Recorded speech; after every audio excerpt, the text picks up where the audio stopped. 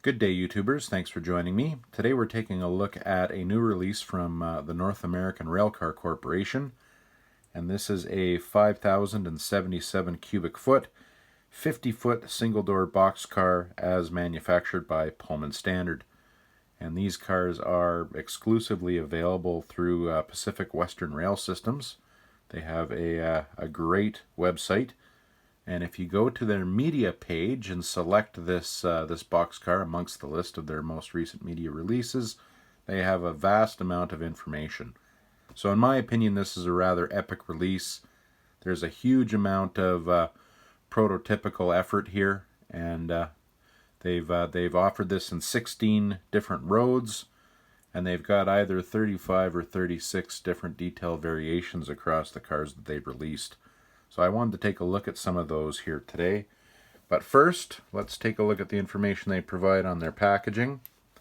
So if you take a look at the side of the box there, they speak to the fact that they've got 2 different body styles, 5 side sills, 8 doors, 2 roofs, 3 underframes, 3 handbrakes, 70 or 100 ton high performance low friction trucks, KD couplers, 3 different ends, and 3 different door tracks.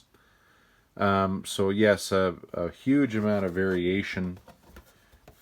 And the back of their box provides some nice information regarding the manufacture of the original cars. So I won't read that to you here, but I suppose if I'm holding this well enough that you might be able to pause and read it in the video. So I've acquired 8 of these cars and have made a specific effort to try and get a sampling of all of the different detail variations of them. So taking a look at the fleet here first, we have Chassis System, Baltimore and Ohio, car number 401193. And according to the packaging, this was a Golden Tie built car. Next up, we've got a Burlington Northern car. Car number 249299, and this was Pullman Standard production lot number 9831-1. Next up, we've got a Railbox car in the original paint scheme, the early paint scheme, and this is Pullman Standard production lot 9794-1, and I've got car number 14880.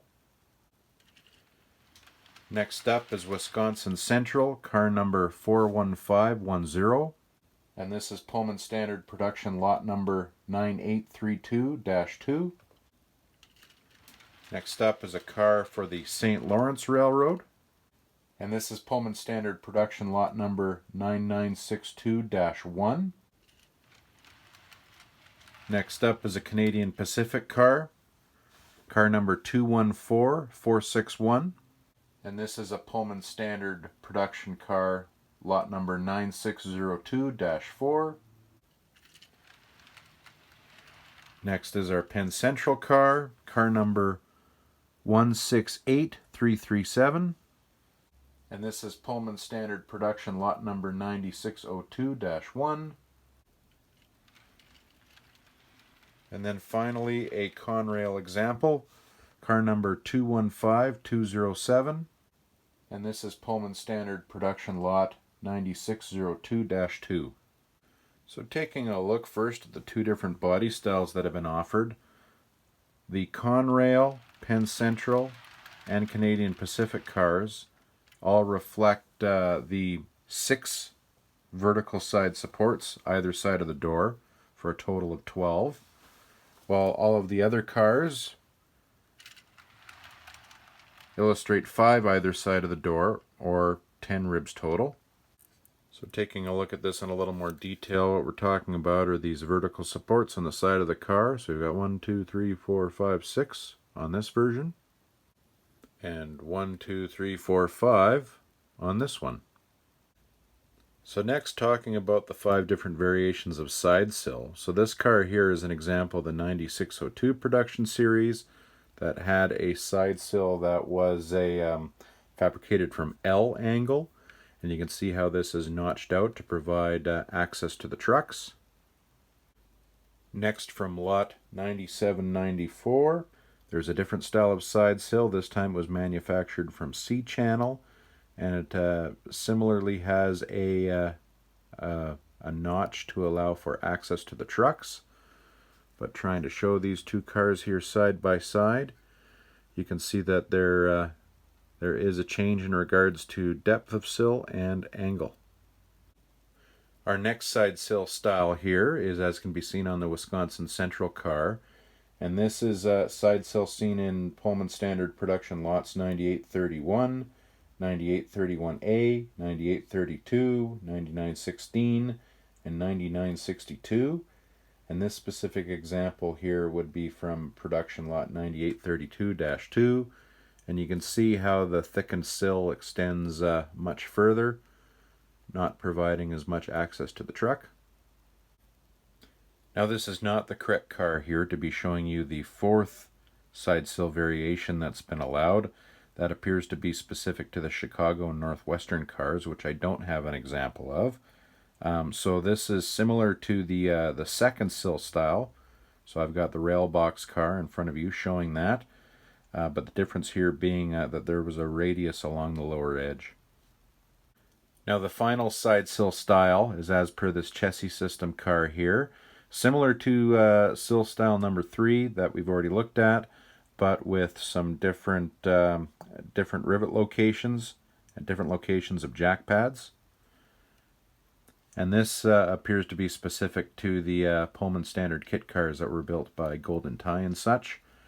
And comparing it to the style number 3 that we talked about briefly, you can see they're predominantly the jack stand on the Wisconsin Central car, which isn't there on the chassis system car. Now talking about the different roof variations that have been offered, most of these cars were built with the bow tie roof style, which was a Pullman standard proprietary roof type. The exception to this is the Stanray diagonal roof, as can be seen here on the St. Lawrence Railway cars. And then finally for the roofs, a roof extension kit, as can be seen on the CP cars here, has been tooled. So this has a raised roof line as compared to the other cars. Now taking a look at the different car ends that have been made available, the Penn Central, Conrail, Burlington Northern, and chassis system cars all seem to feature the first type of car end. And it's variations in the corrugation that appear to be the obvious consideration here. So looking, you can just ever so slightly see that top rib is further into the car, as in it's narrower. While skipping ahead and taking a look at the third variation, you can see how that top rib on this car is flush or consistent with all of the other ribs. So putting these side by side to allow for some comparison, you can see that indented top rib versus the consistent rib. So the cars that I have that feature that consistent rib style is the Wisconsin Central car and the St. Lawrence Railroad car.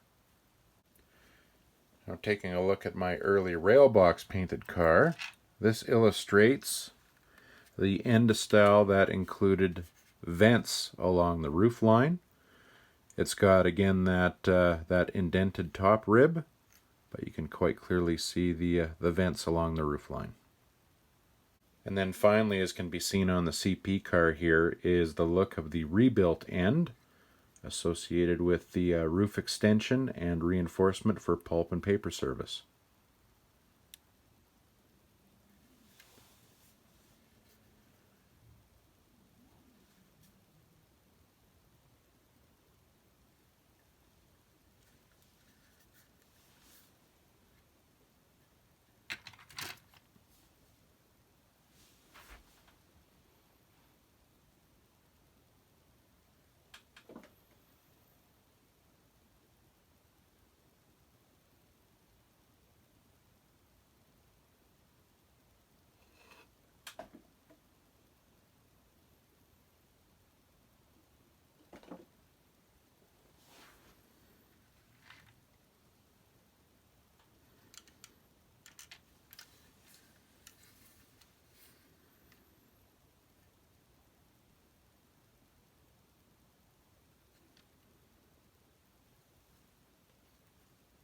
Now, in regards to the car underframes, the information on the media site seems to suggest two different styles, while the packaging seems to suggest three.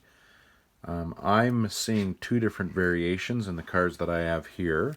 So all of my cars, the plumbing and frame details and everything for the undercarriage up here, as can be seen in the Wisconsin Central car here.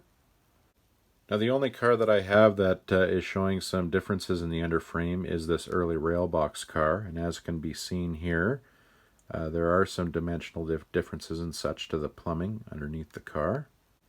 So just showing these two cars side by side here, you can see some of what I'm talking about. In particular, there are some differences with the plumbing directly adjacent to the truck. Next item for comparison is the trucks. All of my cars appear to feature the 70-ton truck, with the exception of the Canadian Pacific rebuilt car that is showing the heavier 100-ton truck. And the visual difference between the two seems to be predominantly that you can see that third spring on the CP truck. I'll pull it in a little closer there so you can see the details of what I'm talking about. And here's the 70-ton truck in comparison. Now another detail variation are the brake wheels. And I'm sorry because this gets very hard to see, but it appears like my Wisconsin Central car is one that demonstrates a different type of brake wheel. Try and get that into focus there. And what seems to be different about this one, or the defining feature anyways, if you look at the chain that's coming down from the brake wheel, the housing in behind it looks like it's got a bit of a U shape to it, where it's tied into the corrugation on the car end. Comparing that here to the Burlington Northern car, and you can see that that one is straight along the corrugation.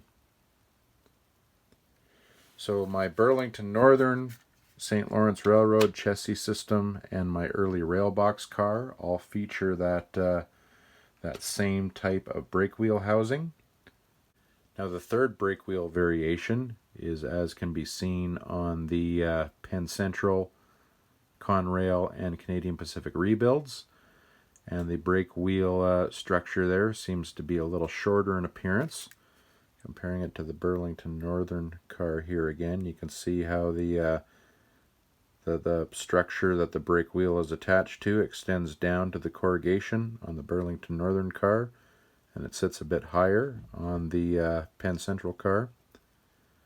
So I'm ignorant as to what the names are of those different brake wheels, but I can at least see the three different variations that have been tooled up. So next we're going to take a look at the upper and lower door tracks, which are another area where North American Rail Corp is identifying some variance between the cars. So if you can see here on the earlier cars, you've got a very smooth appearance to that upper door rail, and that lower door rail there, you can see evidence of riveting and such along it, and you can see the frequency as to the tabs that are coming off of the bottom of the rail. So next here, looking at the Railbox car, the bottom rail seems very similar to what we had seen on the earlier car, but that top rail, you can now see that there's a few features along the rail itself, a few tabs.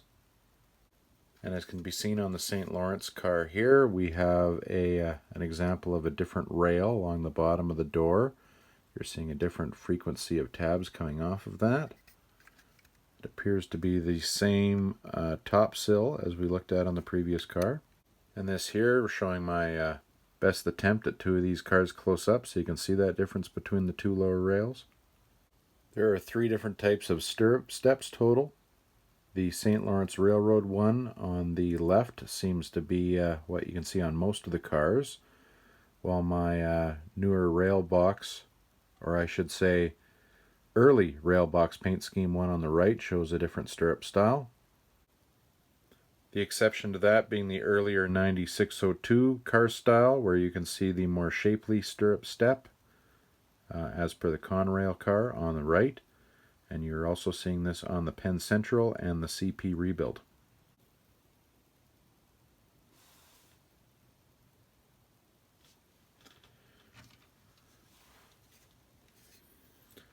There are apparently 3 different door opener wheels. You can see the one type here on the St. Lawrence car, and the larger one as per the Chesapeake system car, Chessie system car. And then finally, a total of 8 different variations specific to car door and 3 specific to logo plates. So a little hard to try and show you this with any rhyme or reason here, but try and show you a few different things for comparison's sake. So the Burlington Northern car, the door is a little bit similar, aside from some of the minute details there. And again, some similarities between the doors on these 2 cars. The Conrail and Wisconsin Central boxcar doors again appear similar but quite a bit different to those we saw a second ago.